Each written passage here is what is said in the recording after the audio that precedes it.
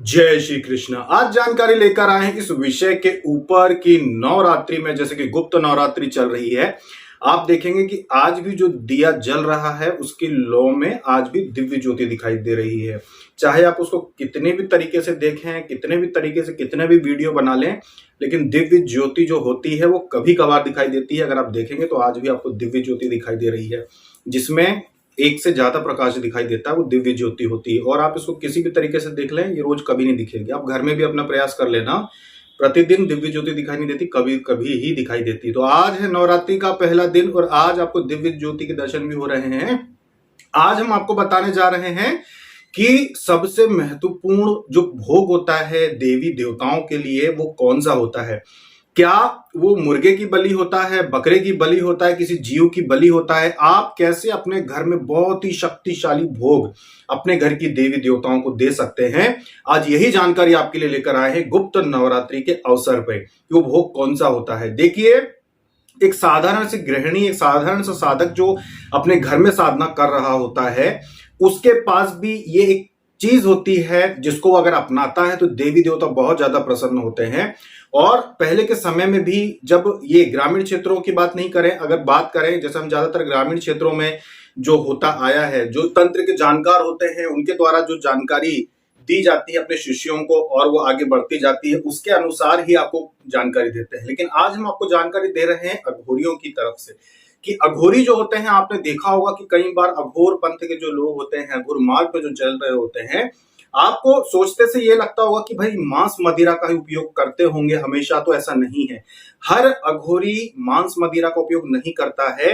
ये मांस और मदिरा का उपयोग करने वाले जो होते हैं उनकी संख्या मात्र 5 या 10% के अंदर अंदर ही रहती है, जो तंत्र विद्याओं को भी सीखना चाहते हैं। ज्यादातर तो भगवान शिव की भक्ति में ही रहते हैं, लीन रहते हैं अपने। लेकिन जो 5% मान लो आपके होंगे जो उपयोग करते होंगे, तो वो भी कभी कभार ही। हमेशा अघोरी भी मांस मदिरा का उपयोग नहीं करते, हमेशा नहीं करते। जो आपको दिखाया जाता है वो कुछ अलग चेहरा है उनका, और वास्तविक चेहरा अलग है। वास्तव में वो भक्ति में ही लगे होते हैं। उनको तंत्र विद्या सीखकर करना भी क्या है, उन्हें समाज के बीच में वो रहते नहीं है कि भाई जाके किसी को ठीक करना है या विद्याओं का उपयोग करना है। नहीं, उन्हें सिर्फ भक्ति से मतलब होता है।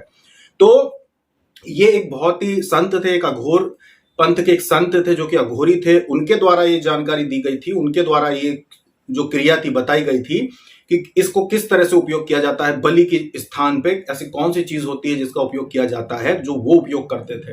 एक बहुत बड़े संत थे, अघोर मार्ग के नर्मदा के किनारे उनकी कुटिया थी, और उस कुटिया में उन्होंने ये चीज प्रत्यक्ष दिखाई थी कि उन्होंने अपने एक साधक को, अपने एक शिष्य को बताया कि मैं एक ऐसी चीज, ऐसी वस्तु माता को चढ़ाता हूं जिसको चढ़ाने के बाद वही शक्ति का, उसी ऊर्जा का निर्माण होता है। जो बकरे या मुर्गे या अन्य जीव जंतु, जैसे पहले रहते थे भैंसे चढ़ाए जाते थे, बकरे चढ़ाए जाते थे, तो ये सब चढ़ाने से जो ऊर्जा बनती है वही ऊर्जा इस सात्विक भोजन को भी चढ़ाने से, इस सात्विक प्रसाद को चढ़ाने से भी बनती है। मैं वो आपको दिखाता हूं। उन्होंने अपनी कुटिया में से अंदर से प्लेट में मांस का टुकड़ा लाके दिखाया। एक प्लेट में मांस का टुकड़ा हुआ रखा था, तो शिष्य ने बोला कि आप तो कह रहे थे कि सात्विक चीज दिखाएंगे, लेकिन ये तो मांस का टुकड़ा है। उन्होंने उससे ढका और हाथ हटाया तो उसके अंदर रखा हुआ था हलवा। हलवा रखा हुआ था, मतलब वो मांस नहीं था, वो हलवा ही था। उन्होंने ये बताया कि आपके घर में जो आप हलवा बनाते हैं, ये हलवा जो होता है ये भी मांस के जैसे ही कार्य करता है।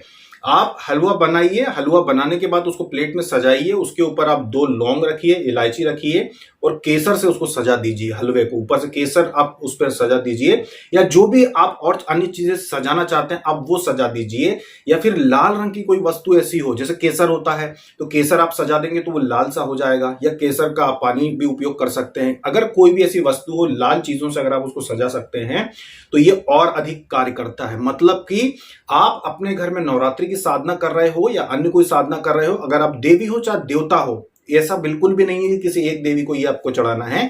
कोई भी देवी हो, कोई भी देवता हो, कोई भी साधना हो, आप हलवा बना के प्लेट में इस तरीके से ऊपर अच्छा घी भी डाल दो, ऊपर से उसको अच्छा सजा दो, और अगर आप चढ़ाते हैं माता को तो ये मांसाहार जैसी ही शक्ति देता है। देवी देवता कभी भी जीव जंतुओं की बलि मांगते नहीं है कि हमको चाहिए ही चाहिए, ऐसा बिल्कुल भी नहीं है। ये तो तत्व होते हैं, ये तो भावना होती है कि आप कौन से तत्वों को जागृत कर रहे हैं शक्तियों के, आप किस भावना से जागृत कर रहे हैं, तो वैसा ही तत्व जागृत होता है और वैसे ही उसका भोग होता है। लेकिन देवी देवता जो होते हैं, चाहे वो तामसिक ही क्यों ना हो, चाहे वो जो देवता हैं वो मांस क्यों ना मांगते हो या क्यों ना उनके ऊपर चढ़ाया जाता हो या शराब क्यों ना चढ़ाई जाती हो, यदि साधक उनको सात्विक प्रसाद देता है तो सात्विक भी वही ग्रहण कर लेते हैं, सात्विक में भी प्रसन्न हो जाते हैं, बिल्कुल भी बलि देना आवश्यक नहीं होता।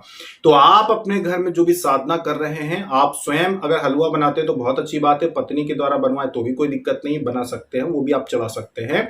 और हलवे का भोग आप चढ़ाइए अपने घर की देवी देवता को, बहुत प्रसन्न होते हैं देवी देवता।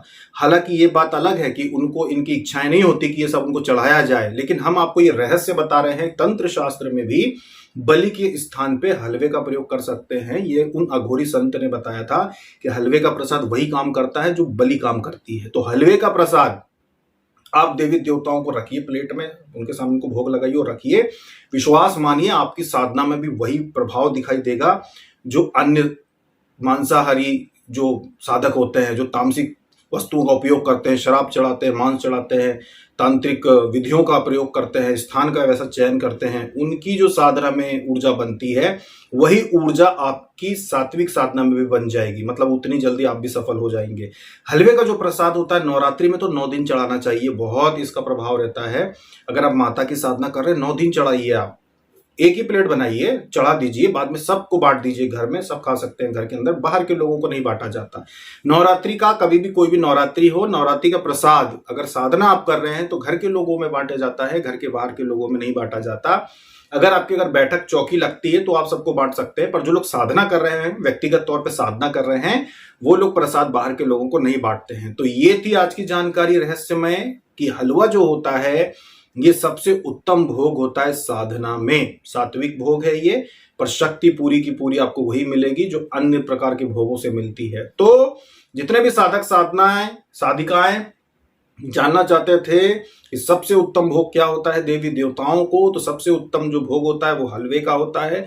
आप अपने घर में अपने घर के देवी देवताओं को, या फिर अष्टमी के दिन भी जो भोग बनता है जिसमें पूड़ी भजिए सब कुछ आप बना के चढ़ाते हैं, अष्टमी का नारियल फूटता है घर में जो कि घर के लोग ही खाते हैं, उस दिन भी आप चाहें तो हलवे के भोग को जोड़ दो। अगर आप हलवा नहीं चढ़ाते थे तो अब चढ़ाना, दिवाली की रात पे भी जब आपकी माता लक्ष्मी की पूजा करते हैं तब भी हलवे का भोग चढ़ाइए। और हलवा कभी भी साधारण सा नहीं दिखना चाहिए कि साधारण सा सफेद सा दिखे, उसको थोड़ा सजा देना चाहिए, क्योंकि माता लक्ष्मी जो होती हैं उनको सफेद प्रसाद नहीं चढ़ता। हमने पहले भी कई बार बोली ये बात कि माता लक्ष्मी को पूरा सफेद प्रसाद कभी नहीं चढ़ता, उसके ऊपर कुछ ना कुछ आपको चीजें, ड्राई फ्रूट्स है या केसर है या फिर कुछ भी जिससे आप उसका रंग बदल सकें, आप प्रसाद का रंग बदल कर फिर चढ़ाना चाहिए माता लक्ष्मी को, तो वो आप पर बहुत प्रसन्न होती हैं। तो ये थी जानकारी भोग प्रसाद के ऊपर।